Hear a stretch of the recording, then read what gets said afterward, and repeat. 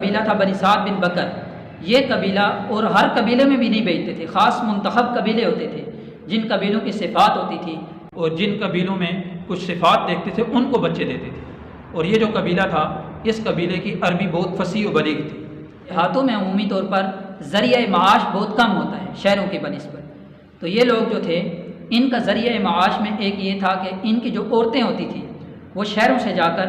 بچے لے کر آتی تھی شہر والوں کے، ان کے بچوں کو دودھ پلاتی تھی، ان کے بچوں کی پرورش کرتی تھی، اور ان کے بدلے میں جن کے بچے ہوتے تھے وہ ان عورتوں کو کچھ معاوضہ دے دیتے تھے جو ان کے گزر بسر کا ہوتا تھا۔ تو اب یہ جو بنو سعد کا قبیلہ ہے، اما حلیمہ خود بیان فرماتی ہیں، وہ فرماتی ہیں کہ ہم سال میں 2 دفعہ جاتے تھے یعنی شہروں میں بچے لینے کے لیے۔ تو جس سال آپ صلی اللہ علیہ وسلم کی پیدائش ہوئی تو اس سال بھی فرماتی ہیں کہ اس سال حالات یہ تھے کہ ہر سال آپ صلی اللہ علیہ وسلم کی پیدائش سے 1 سال پہلے ہر طرف قحط سالی تھی، خشک سالی تھی، بارشیں نہیں برس رہی تھی اور ہر طرف قحط پڑا ہوا تھا، اور اس وقت لوگوں کا جو زیادہ مال ہوتا تھا اور زیادہ تر جو مالداری ہوتی تھی وہ جانور ہوتے تھے، اور ظاہر ہے جب بارشیں نہ برسیں، چارہ نہ اگے، فصلیں نہ اگیں تو جانوروں میں تو کمزوری آئے گی ہی، کیونکہ فصل نہیں ہے، جانور کا چارہ نہیں ہے، اس کی خوراک نہیں ہے، جب خوراک نہیں ہے تو جانور میں کمزوری آئے گی۔ تو اما حلیمہ خود فرماتی ہیں کہ ہم جب مکہ مکرمہ کے لیے نکلے قافلے کے ساتھ بچوں کو لینے کے لیے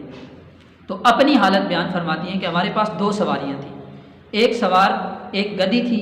جس پر ہم سواری کرتے تھے، اور وہ گدی بھی انتہائی کمزور کہ اس کی ہڈیاں نکلی ہوئی تھیں، اور ایک اونٹنی تھی، اور اونٹنی بھی خشک سالی کی وجہ سے، خوراک نہ ہونے کی وجہ سے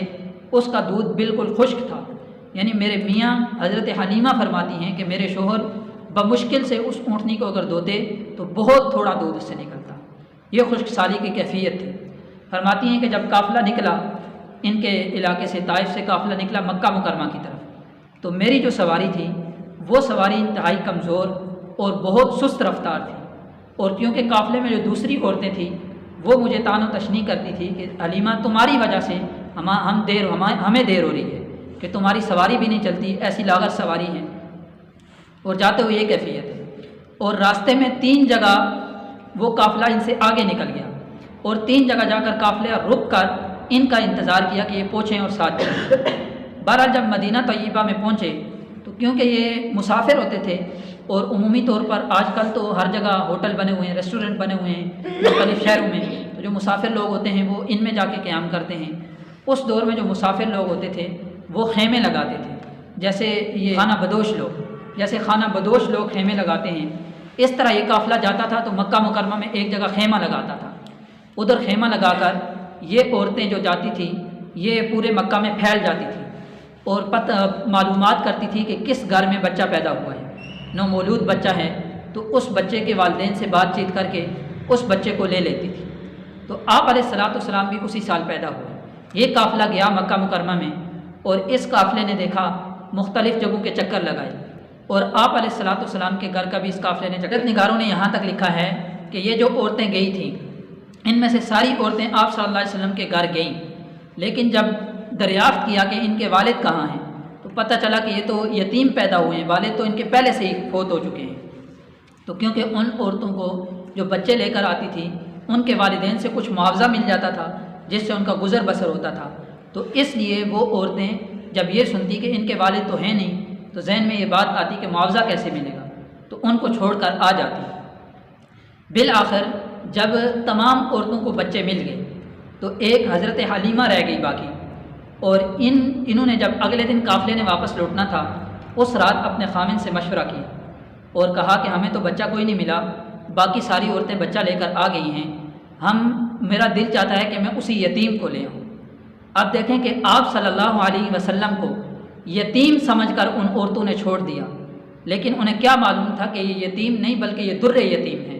یہ وہ شخصیت ہے جو قیامت تک آنے والے یتیموں کو حقوق دینے والی شخصیت ہے، یہ وہ شخصیت ہے کہ قیامت تک آنے والے ہر فرد کو یہ حقوق دینے والی ہے، چاہے وہ فرد اس کا کلمہ پڑھ کر مسلمان ہو، چاہے اس کا انکاری ہو، اس کو بھی حقوق دینے والی شخصیت ہے۔ ان کو کیا معلوم تھا کہ یہ ایسی شخصیت ہے کہ جس کا والد تو نہیں ہے لیکن خود رب العزت اس کی نگہبانی کر رہا ہے۔ بہرحال انہوں نے باقی عورتوں نے تو یہ چھوڑ دیا، حضرت حلیمہ نے جا کر آپ صلی اللہ علیہ وسلم کی والدہ سے عرض کیا، تو جا کر جب دیکھا ان سے بات ہوئی تو حضرت حلیمہ فرماتی ہیں کہ آپ علیہ السلام اس وقت آرام فرما رہے تھے، اور آپ علیہ السلام نیچے سبز رنگ کی ایک ریشمی چادر اور وہ بستر پر ڈلی ہوئی تھی، اوپر آپ علیہ السلام آرام فرما رہے تھے۔ میں نے جب آپ علیہ السلام کا چہرہ مبارک دیکھا تو آپ علیہ السلام کے چہرے مبارک کو دیکھ کر میں ہش ہش کر رہ گئی، اور پھر فرماتی ہیں کہ میں نے آپ علیہ السلام کو جگانا مناسب نہ سمجھا۔ بہرحال میں نے اتنا کیا کہ آپ صلی اللہ علیہ وسلم کے سینے مبارک پر ہاتھ رکھا، جس سے آپ صلی اللہ علیہ وسلم مسکرائے اور ایسی روشنی پھوٹی کہ جس نے میرے دل کو لگی، اور میرے دل میں آپ علیہ السلام کی محبت بیٹھی۔ فرماتی ہیں کہ آپ علیہ السلام کو لیا، ہم ادھر لگایا تھا ڈیرا، اس میں واپس آئے جب رات کو،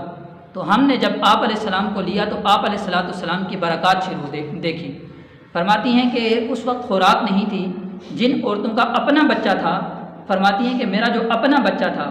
تو اس کے لیے بھی میرا دودھ پورا نہیں ہوتا تھا، یعنی ہم رات کو کئی راتیں ہم جاگ کر گزار دیتے تھے کہ بچہ بھوک کی وجہ سے پوری رات روتا رہتا تھا اور ہمیں ایک لمحہ بھی سکون کا نہیں ملتا تھا۔ لیکن جب آپ علیہ السلام کو میں نے گود میں لیا تو آپ علیہ السلام کو گود میں لے کر جب دودھ پلانے کے لیے میں نے اپنی دائیں چھاتی کے ساتھ لگایا تو اللہ رب العزت نے ایسا کرم فرمایا کہ آپ علیہ السلام نے بھی جی بھر کر دودھ پیا، اور آپ علیہ السلام کی برکت سے جو میرا اپنا بچہ تھا اس نے بھی دودھ پیا، یعنی ایسی اللہ نے برکت دی۔ اور فرماتی ہیں کہ ہماری جو اونٹنی تھی بالکل لاغر، جس کے ہاں دودھ تھا ہی نہیں، تو میرے شوہر اس رات کو ایک برتن لے کر اونٹنی کا دودھ دھونے کے لیے گئے، اور وہ خوشی واپس آئے کہ جس برتن میں دودھ ہی نہیں ہوتا تھا وہ برتن دودھ سے بھر گیا۔ فرماتی ہیں کہ یہ کیفیت ہوئی، تو میرے شوہر کہنے لگے کہ اللہ کی قسم اے حلیمہ، تو نے ایک عظیم بچہ لے کر آئی ہے، اور ان کی یہ برکات تو ہم نے ادھر مکہ میں ہی دیکھی۔ فرماتی ہیں جب مکہ سے قافلہ واپس لوٹا تو واپسی پر جو ہماری سواری آتے ہوئے سب سے پیچھے تھی، پورے قافلے کی عورتیں مجھے یہ طعنہ کرتی تھی، مجھے یہ کہتی تھی کہ تیری وجہ سے ہماری تاخیر ہو رہی ہے۔ فرماتی ہیں کہ میری وہی سواری تھی کہ وہ سب سے آگے جا رہی تھی، اور وہ قافلے کی عورتیں پوچھنے لگی کہ حلیمہ کیا یہ وہی سواری نہیں ہے جس سواری پر تو آتے ہوئے آئی تھی؟ تو حضرت حلیمہ نے فرمایا کہ سواری تو وہی ہے لیکن سوار بدل گیا ہے۔ آپ علیہ السلام کو جب اس سواری پر سوار کیا گیا تو اس سواری کی کیفیت ہی بدل گئی، اس کی رفتار ہی بدل گئی۔ بہرحال حضرت حلیمہ آپ علیہ السلام کو لے کر گئی ہیں۔ فرماتی ہیں کہ آپ علیہ السلام جب 2 سال کے عرصہ تک مدت رضاعت جو ہے اس میں آپ علیہ السلام ان کے گھر رہے تو انہوں نے آپ صلی اللہ علیہ وسلم کی عجیب برکتیں دیکھی۔ فرماتی ہیں کہ پہلے تو خشک سالی کی وجہ سے جانوروں کا دودھ ہی نہیں ہوتا تھا، لیکن آپ علیہ السلام جب آئے تو آپ علیہ السلام کی برکت سے ہمارے گھر کے برتن دودھ سے بھرے رہتے تھے، ایسا آپ علیہ السلام کی برکت ہے۔ اور جو ہمارے محلے کی باقی عورتیں تھیں وہ اپنے غلاموں اور باندیوں کو یہ کہتی تھی کہ تم بھی اپنی بکریوں کو وہاں جا کر چراؤ جہاں حلیمہ کی بکریاں چرتی ہیں، تو وہ بھی ایک آدھ دفعہ اپنی بکریوں کو حضرت حلیمہ کی بکریوں کے ساتھ لے گئی۔ وہاں چرانے کے باوجود پھر بھی کوئی نتیجہ نہ نکلا جو ان کے گھر کا تھا۔ 2 سال تک آپ علیہ السلام کی برکات انہوں نے سمیٹ